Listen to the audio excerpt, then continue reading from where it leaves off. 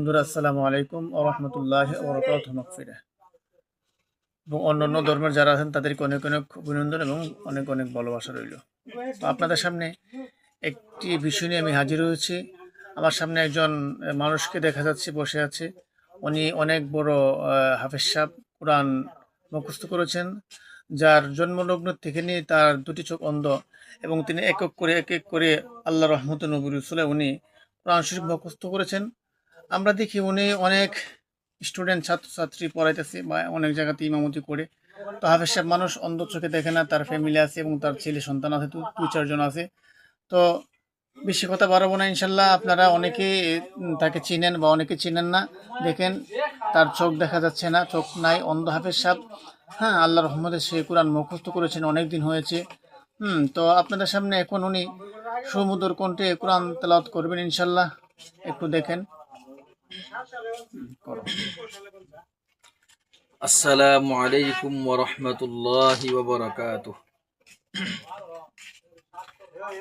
আউযু বিল্লাহি মিনাশ শাইতানির রাজীম। বিসমিল্লাহির রাহমানির রহিম। আল কারিআতু মাল কারিআহ وما أدراك ما القارعة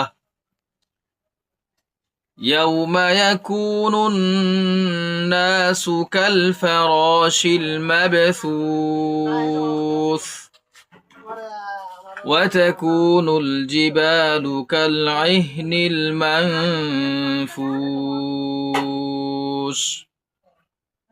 فأما من ثقلت موازينه فهو في عيشة راضية وأما من خفت موازينه فأمه هاوية وما أدراك ما هي نار حامية صدق الله العظيم وصدق رسوله النبي الحبيب الكريم।